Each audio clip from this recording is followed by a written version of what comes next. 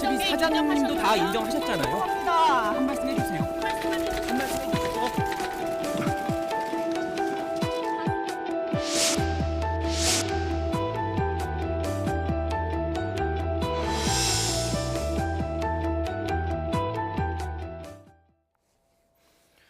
다스 120억 횡령 사건, 누군가의 비자금인지 밝혀야 되는 상황인데 앞서 이 돈을 개인적으로 횡령한 것으로 지목됐던 다스 격리 직원의 입을 주목해야 할 것 같습니다.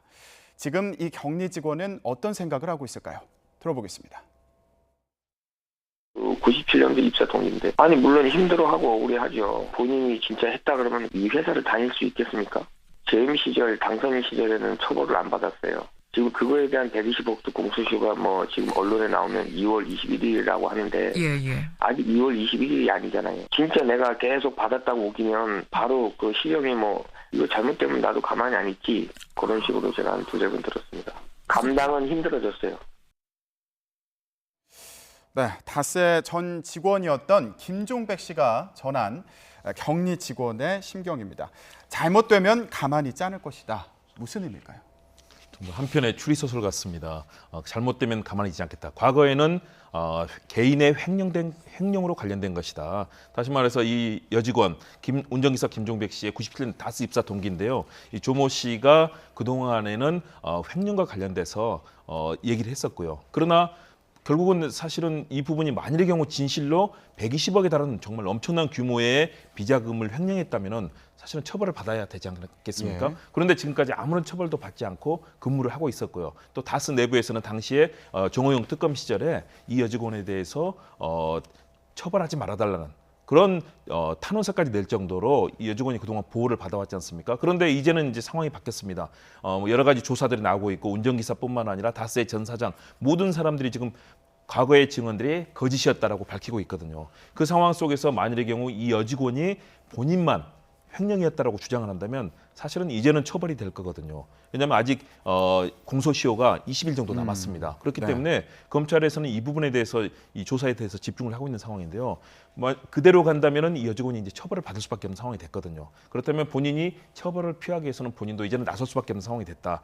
다른 사람들이 모두가 다 그동안 했던 진술이 거짓이었다고 밝히고 있는 상황에서 본인만 얘기했을 경우 정말 큰 불이익이 닥칠 수밖에 없고요. 예. 본인에게 엄청난 시련일 겁니다. 그렇기 때문에 그런 입장을 밝히고 검찰 조사를 받고 지금은 이제 피의자로 전환이 된 상태입니다. 예, 교수님, 120억 원을 혼자 횡령했다. 만약에 계속 그렇게 주장을 한다면 처벌은 어떻게 받게 되는 겁니까? 그러면 일단 5년 이상의 유기징역입니다. 그러니까 5년 이상이니까요. 예. 120억 정도라면 거의 10년 이상 될 수 있는 그런 엄청난 액수죠.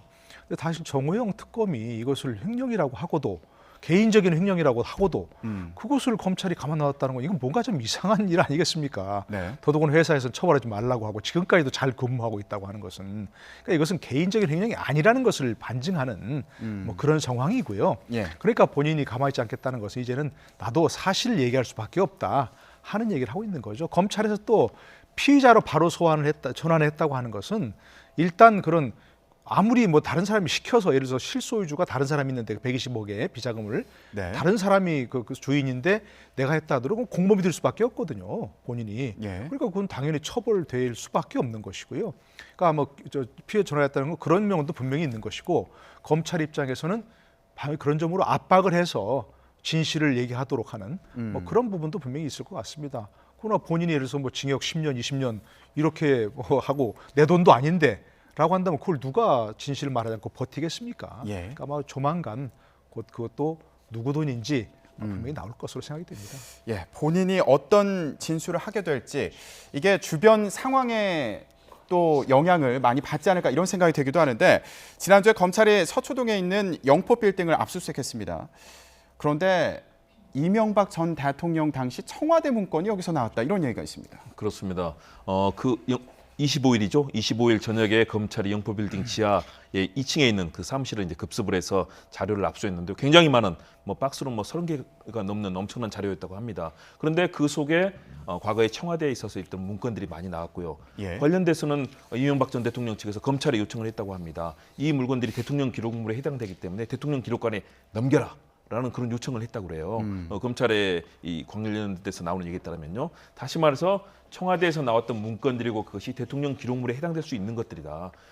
그러면 이명박 전 대통령 진영에서는 상당히 당황하고 있을 겁니다. 대통령 기록물법 위반일 뿐더러 나왔던 내용들의 내용에 따라서는 굉장히 일파만파 충격적인 내용도 들어가 있을 수 있고요. 네. 또 더군다나 다스 관련 내용들도 그동안 부인했던 내용들이 사실상 이 다스의 공간 아니겠습니까? 그렇다면 많은 자료들이 나와 있는데 이 부분에 대해서 검찰이 상당히 입증할 수 있는 자신감을 지금 갖고 있는 것 아니냐. 검찰은 그렇기 때문에 평창올림픽 이후에 이명박 전 대통령을 소환하는 쪽으로 방침을 바꿨을 수도 있습니다. 왜냐하면 이미 관련된 자료라든가 특히 스모킹건이 될 수 있는 핵심적인 자료를 확보했기 때문에 아마 그렇게 연기를 해도 수사에 지장이 없다고 본 것으로 판단이 되고요. 예. 그렇다면 여기 나와 있는 대통령 기록물에 해당되는 청와대의 문건들은 사실은 이명박 전 대통령 측을 당황하게 만들 그런 엄청난 수준이 될 수 있다. 검찰 관계자가 그렇게 얘기를 했습니다. 거기 있어서는 안 되는 자료들이 나왔다라고 얘기를 했거든요. 다시 말해서 그것은 굉장히 중요한 청와대의 공식 문건이고 또 그럴 가능성이 있고요. 더군다나 뭐 다스 관련이라든가 관련된 다양한 혐의를 입증하는 데 있어서 중요한 스모킹건이 될 수 있기 때문에 이명박 전 대통령 측은 상당히 긴장을 하는 것 같습니다. 네, 교수님 지금 어떤 내용의 서류들인지 구체적으로 알려진 바가 있습니까? 뭐 현재로서는 없습니다. 근데 이제 처음에 얘기 나올 때는 그것이 이제 뭐 박스에 뭐 BH라고 적혀 있었다는 겁니다. 이렇게 그 BH는 우리 다 알지만 이제 블루하우스 뭐 청와대를 지칭하는 거 아니겠습니까? 네. 대통령 지칭할 때도 이제 뭐 BH 또는 이제 뭐 VIP라고 얘기하는 것처럼, 그러니까 그게 분명히 청와대 관련된 서류인 건 분명해 보입니다. 그러나 이제 그것이 이제 이런 지금 것처럼 검찰 수사의 어떤 그 자료로 쓸 수 있는 건지 이건 아직 모르는 것이거든요. 근데 이제 그 검찰이 압수수색한 이후에 그 서류를 다룬 이후에 다시 별도의 압수수색 영장을 발부받았다는 거예요. 지금 현재 그 저 영포 빌딩을 압수수색할 때는 다스 관련 수사에 관한 자료를 압수수색하려고 일단 저기 압수수색한 거로 보이거든요. 네. 그런데 저기서 나온 것들이 대통령 기록물 관련된 것이면 나중에 대통령 기록물법 위반 혐의가 별도로 적용될 수 있습니다. 그런데 이걸 다스 관련 수사에서 영장을 발부받아 가지고 그걸 압수수색했다 그러면 나중에 대통령 기록물법 관련 혐의에서는 쓰일 수 없거든요. 네. 그러니까 대통령 기록물법 위반 혐의로 다시 압수수색 영장을 발부받아 가지고 그걸 썼다는 거, 다시 그 압수수색을 했다는 거예요. 형식상 절차로. 네. 그러니까 결국 검찰이 보기에는 이건 분명하게 청와대에서 정식 생산한 문건이 들어 있었고 그것을 무단 반출한 것은 대통령 기록물법 위반이다. 그렇게 보는 것 같습니다. 예, 알겠습니다.